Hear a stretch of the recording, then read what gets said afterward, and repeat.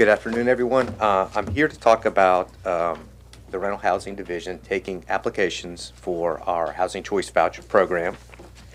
I'm going to cover, first of all, just a quick overview of what the Housing Choice Voucher Program is, how it operates. You got a clicker? You got a clicker? All right. Talk about our intention to take applications on Tuesday, November 9th, why we're doing it, and also talk some about the specifics of how the application process works.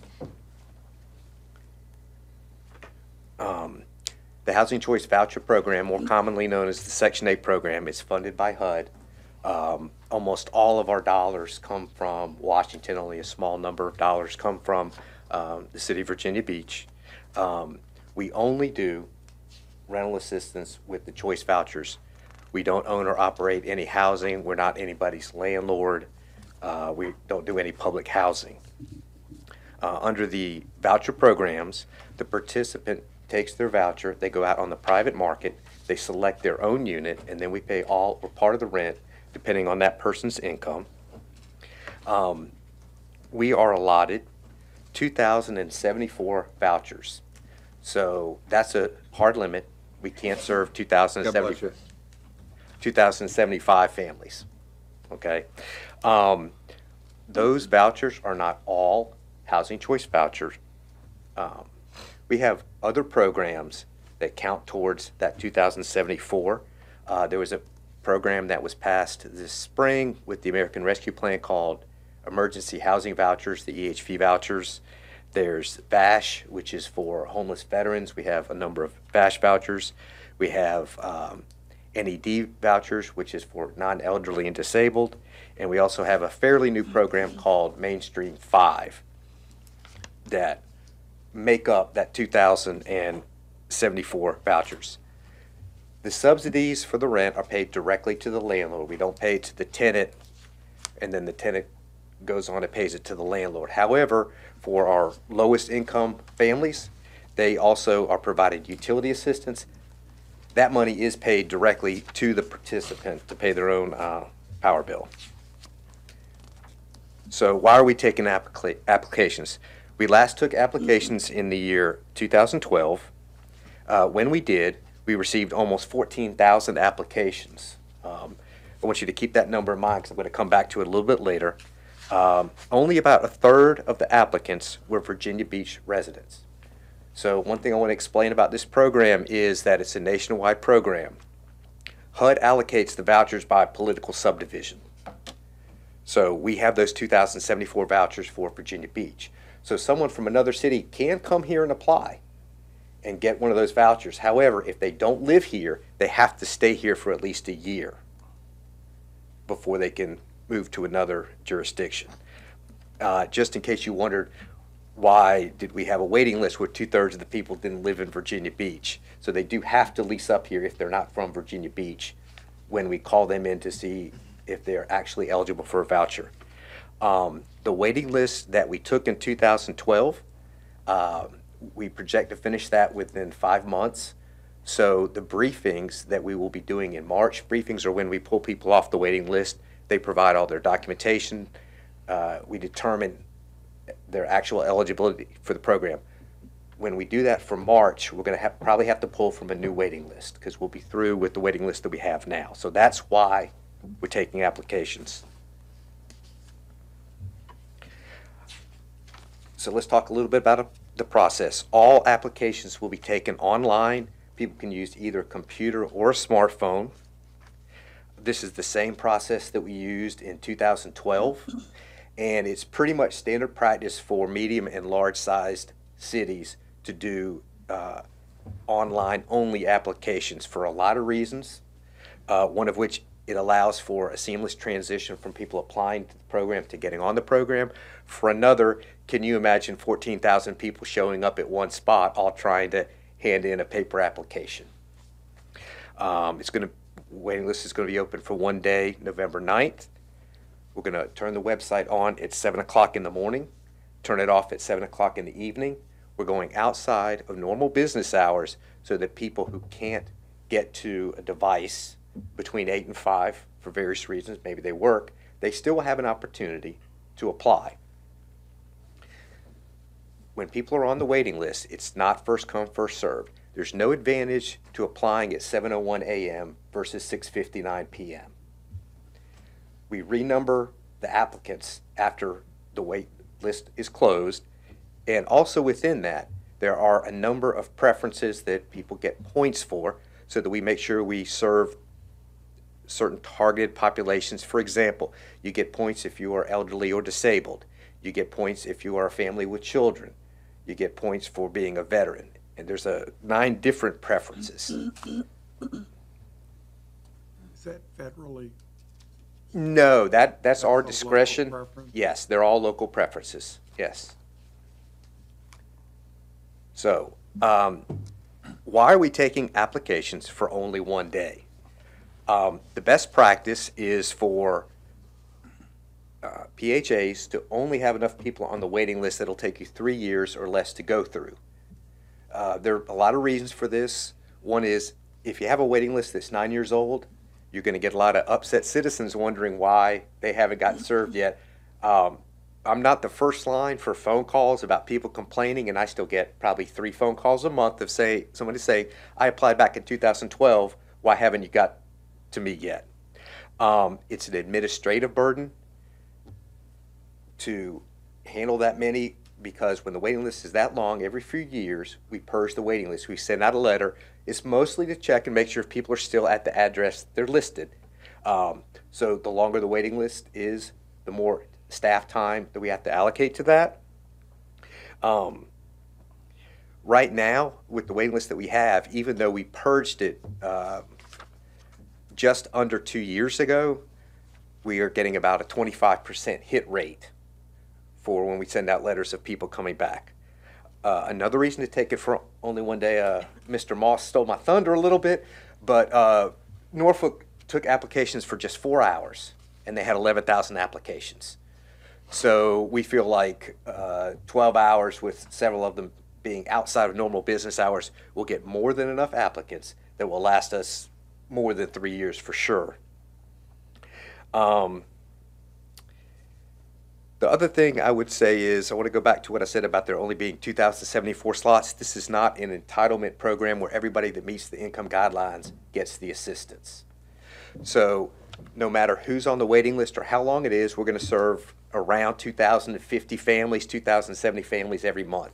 And that's the most we can do. So I want to talk about our outreach efforts to try to disseminate the information as widely as possible. We put an ad in the Virginian Pilot and the Daily Press. That is a HUD mandate. We have to put an ad for 3 weeks in a newspaper of general circulation. So the ad ran last Saturday, it will run this Saturday, and then it will run the Saturday before we take applications. We're using social media to publicize the taking of applications. I got an email this morning from Jasmine Chiselski, who's the communications person for DHNP. She just put the stuff on Facebook yesterday morning, and as of late this morning, she already had 2,504 people had checked our Facebook page to that particular one about taking applications. So we're pretty confident that it's being widely disseminated. We have worked with a number of community partners, sent them press releases and whatnot. This is not the whole list, this is a partial list, but I think it'll give you an idea of how many different groups we're reaching out to try to get, make sure that everybody is aware that we are taking applications. One of my concerns was to make sure that there was no population that was excluded. So not everybody is tech savvy, not everybody has a smartphone or a computer at home. Some people have disabilities that would not allow them to apply online. So the first thing is that we've worked with the public libraries, and I want to thank them for being extremely cooperative. We're announcing that all the Virginia Beach libraries have computers accessible to the public. So if someone doesn't have a device of their own, they can go to the public library and apply there. To help people that would have difficulty filling out the application, we've chosen 5 sites, which I've listed, where we will have rental housing staff to answer questions for people who want to know how to fill out the form, or help them if for example, they're blind or something of that nature, to help them fill it out. We're in building 18A. We're not publicizing this, but we're going to have a device in our lobby just in case someone comes to 2424 Courthouse Drive, because that's what's listed on our website. You know the parking around here. We don't want to publicize it. We don't really need 100 cars coming into this area, but we will have a device there in case somebody comes by that we will help them to apply there. And some of my staff, they've agreed to work outside their kind of normal business hours to make sure that we're answering the general phone lines from 7 till 7. So we're continuing the public outreach and public notice campaign, and I'm here briefing the city council. Does anybody have any questions? Any questions? Looks like a good Okay, plan. Mr. Rouse? Thank you so much. I didn't catch your name again, I'm sorry. David Grigsby. David, thank you, David, for the presentation. I just have a couple questions. I myself grew up in my early childhood in Norfolk, Virginia, in a place called Young's Park. That's what we called it back then. It's called Young Terrace today. It's in the St. Paul's Quadrant, a place where they're actually tearing down the community and put up affordable housing. And they're giving the community residents housing vouchers. But one of the big issues with those housing vouchers is not landlords, private landlords. Not everyone accepts those housing vouchers. And so my question to you is when we open up the housing voucher waiting list for one day on November 9th, and you say at the end of it, we have a campaign where we have community housing, we have partners to make sure the public outreach and notice of that campaign. Are we also working within the city of Virginia Beach to change the perception of what these housing vouchers are? Because landlords hear Section 8 and they go, well, we don't want to touch anybody who has a housing voucher or a Section H voucher, and that's a really a big issue. They can get a voucher, but that voucher isn't accepted everywhere. So what are we doing to help change the narrative and the perception around these housing vouchers? So I've been working this job for just under 2 years, and so I was here about 5 months when COVID hit, and that was followed very quickly by the eviction moratoriums, and that dramatically changed the whole equation for everything.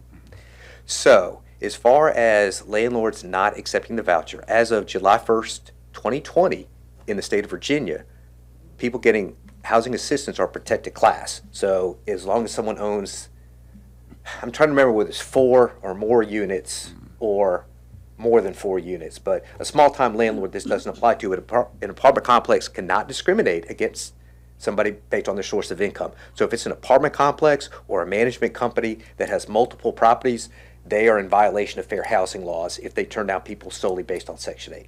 And that's good to know. I know there's certain limitations on how far, the laws can go. And if there's a property owner who owns a condo or a townhome, I mean, they have the right to rent to whomever they want to. I guess so. My question is: are we also finding ways to tear down the perception or change the perception that these housing vouchers or Section 8 vouchers are only given to people who aren't great tenants, so to speak? Are we saying, to landlords, hey, this is, stable income, because obviously the city is a partner in this, but also these are families as well who are great tenants. What are we doing to build up that campaign and to change that narrative? Okay, so before I get directly to that, one thing I want to talk about is that because there's an extreme nationwide and in our community shortage of rental units, which has been probably exacerbated by the eviction moratorium, landlords are raising rents more than the inflation rate. So there's something that HUD sets called the fair market rent, and you can go above that. It's called a payment standard. I'm not going to get too much in the weeds, but there are probably a lot of units that they won't accept the Section 8 voucher because the rent is too high at that unit based on what HUD is willing to pay. Okay. To talk about the perception issue. So a few months back, because our voucher holders, we noticed, were taking an extremely long time to find units, longer than they had been when we benchmarked it to a year before. Also, a higher percentage of them were not able to find units. We hired a housing locator whose job is to call apartment complexes, go to Zillow.com, drive around looking for rent signs and things like that, and make contact. So that's one thing we've done. We have a landlord outreach team that's been working on that. We did have an event. It's been a while since we had that event. We'll probably have another one this coming spring, make it kind of an annual thing. What you mentioned about Section 8 tenants being good tenants, yes, there's a study that I have saved on my OneDrive that talks about, there's actually two different studies, and they do say Section 8 tenants stay longer. If it's a certain class of housing, which is for moderate income people, Section 8 tenants stay longer than non-Section 8 tenants. They pay their rent more because if you have somebody that's of moderate income, if their income goes down and you're the landlord, you're kind of out of luck. But with Section 8, as long as they report their loss of income to us, then our part of the rent goes up. We cover that. And I think a lot of landlords, because of COVID and the eviction moratoriums, people losing their jobs in retail, for example, couldn't pay the rent. I think that's raised the perception of our tenants because they know, the landlords know, that the subsidy will cover any loss of income. So it's a hard row to hoe because there's just an extreme lack of vacancies of any kind, I've talked to different landlord groups. They're talking about 98 to 99% occupancy rates being normal. I've heard many anecdotes of our voucher holders calling somebody the day after a notice that a unit's available. We already got 5 applications for that unit. It's a real problem. Sure. Until something happens with that housing shortage, I think there's only so much we can do. But the main point is, if you ever hear about that, that is a violation of fair housing law based on people with vouchers being a protected class. You cannot discriminate based on source of income. So you probably should, if you hear somebody like that from your community, you should probably tell them to discuss that with legal aid. Yeah. Well, I would, offer my help.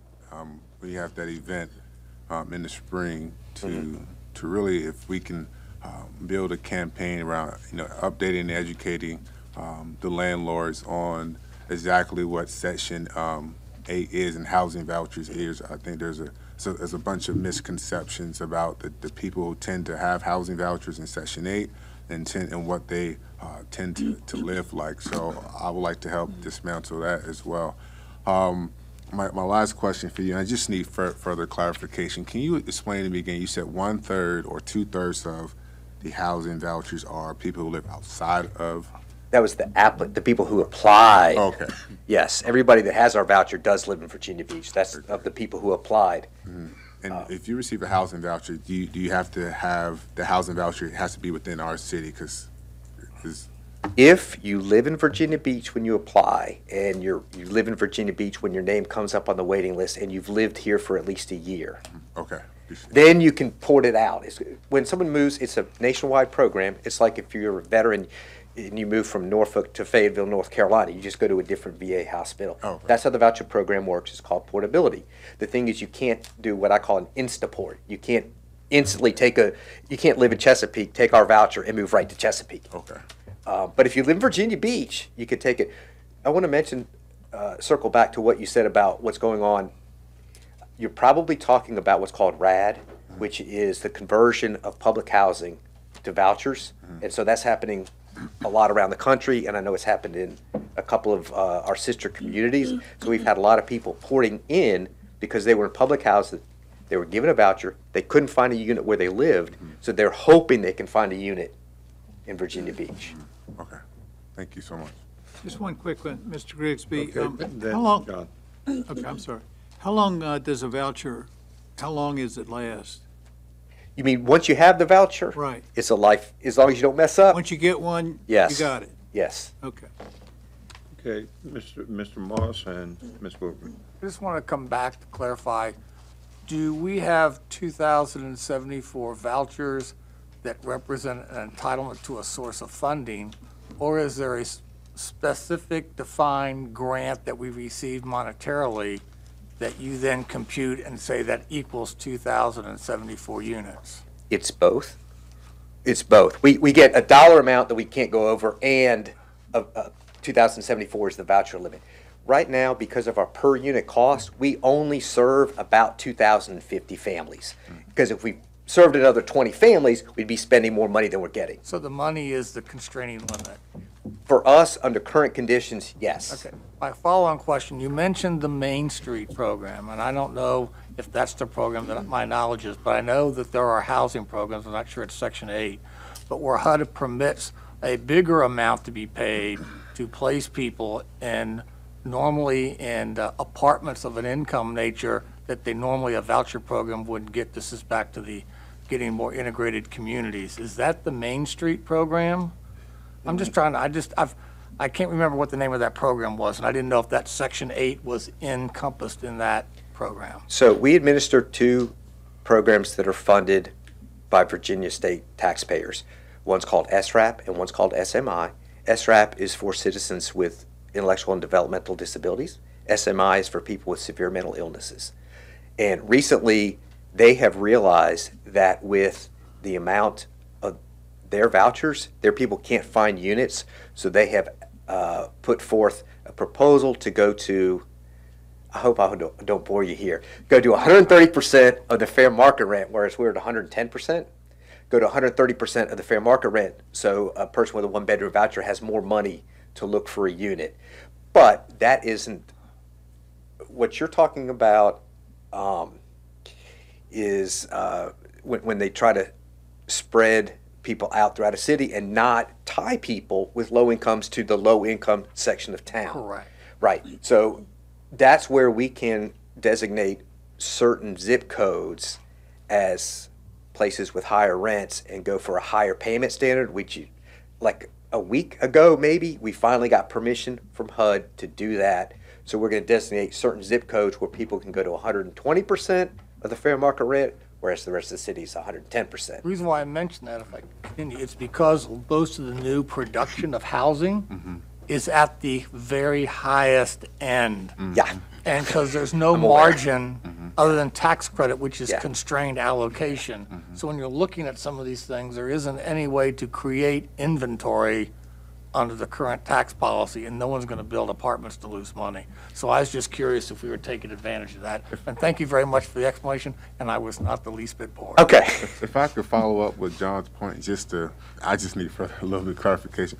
If you go to a higher market rate percentage, if we're at 120% of the market rate, which means you're going to be paying a higher rent or subsidy, does that then decrease the overall 274 vouchers because you're taking away from that solid number? So it's like we can do Yes.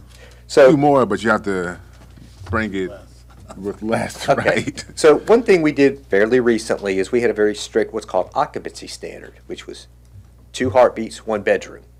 That means an adult parent with a 17-year-old child was given a 1-bedroom voucher. This, I think, as I understand it, this was before my time. This was put in during sequestration when every dollar was tight, and we were trying to not kick people off the program for lack of dollars. But anyway, that has persisted all this time. So we changed the occupancy standard, and we know that's going to increase. We did some projections. That's going to increase our per unit cost. In the case of what you're suggesting, it's called small area fair market rent. It has to cover 50% or less of your population. It can't be the whole city, small area. We do project it's going to cost us more money, but we feel like we can cover it. Okay. We did some projections. We feel like we can cover it. We're going to monitor it as things go. Okay. Yeah. All right. Thank you so much. Okay, Ms. Woodward? Yes, good afternoon, and thank you for your presentation. It's very informative. I just wanted to make note of an observation. Generally, when we look at promoting and doing outreach on programs that are as essential as this, I always like to see if we're reaching out to the faith-based communities and to nonprofits. And I was pleased to see that you had that in your presentation, that you considered and reached out to the faith-based community and nonprofits. So just want to say thank you for Okay. doing that and being inclusive in that regard. Okay, anyone else? Hey, once again, thank you for the great work you folks are doing, much needed. Thank All you. right. Thanks for your time, and Mr. Rouse, I'll be calling you in the spring. I look forward to it.